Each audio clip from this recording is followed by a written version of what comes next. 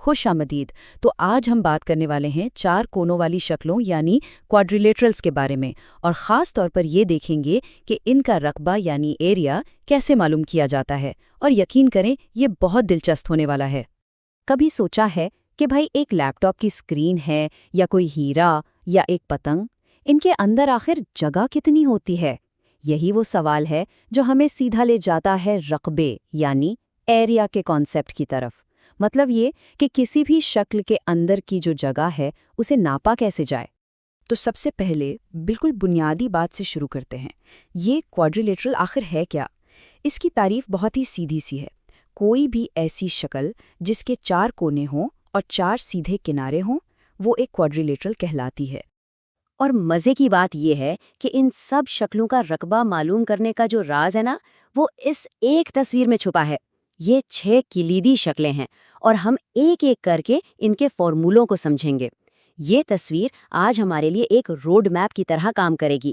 تو ٹھیک ہے، اب اس میں ذرا گہرائی میں چلتے ہیں۔ ہم اپنی پہلی قسم کی شکلوں سے شروع کریں گے جن کا فارمولا ایک ہی بنیادی اصول پر چلتا ہے، بیس کو ہائٹ سے ضرب دینا۔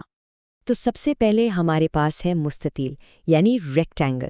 یہ تو سب سے آسان اور بنیادی فارمولا ہے، بس اس کی چوڑائی کو اس کی لمبائی سے ضرب دے دیں، بالکل سیدھا اور سادہ۔ اچھا، مستطیل کے بعد اب آتے ہیں مربع یعنی اسکوائر کی طرف۔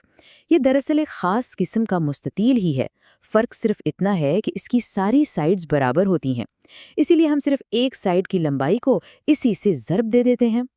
اس کے بعد ہے متوازی الاضلاع یعنی پیرالیلوگرام۔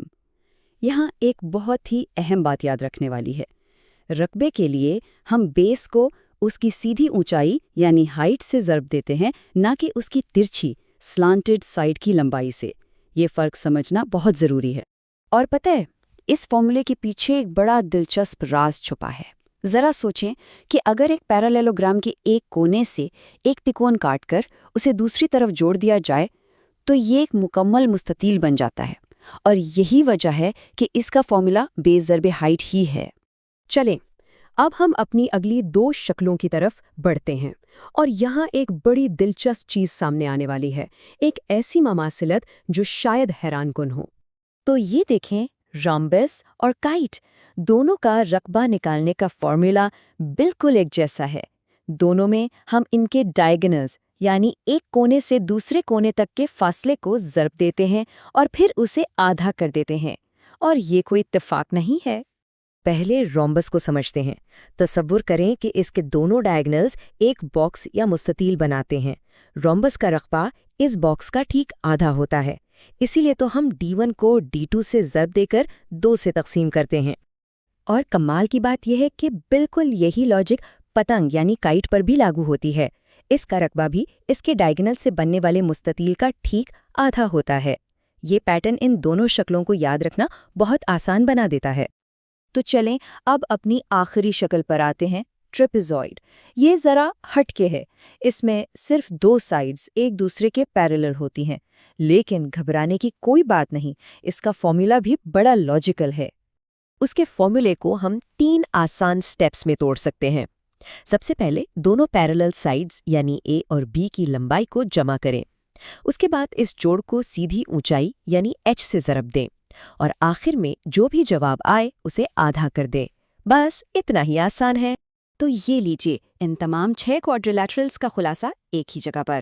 اسے ایک قسم کا ٹول کٹ سمجھ لیں، سادہ مستطیل اور مربع سے لے کر ڈائیگنلز پر انحصار کرنے والے رومبس اور کائٹ تک، اور آخر میں منفرد ٹریپیزیمڈ۔ اب ہر شکل کا رقبہ معلوم کرنے کا فارمولا موجود ہے۔ تو ہم نے کیا دیکھا؟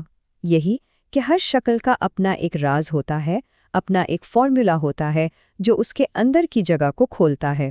ہم نے یہ بھی دیکھا کہ بظاہر مختلف نظر آنے والی شکلیں کس طرح ایک دوسرے سے جڑی ہوئی ہیں، اور ان کے فارمولے کیسے ایک ہی بنیادی لاجک سے نکلتے ہیں۔ تو اب یہ سارا ٹول کٹ سب کے حوالے ہے۔ اگلی بار جب کہیں جائیں تو اپنے ارد گرد دیکھیں، کیا فرش کی ٹائلوں میں، عمارتوں کے ڈیزائن میں، یا آسمان پر اڑتی پتنگ میں وہ چھپی ہوئی شکلیں نظر آئیں گی جن کا رقبہ اب معلوم کیا جا سکتا ہے؟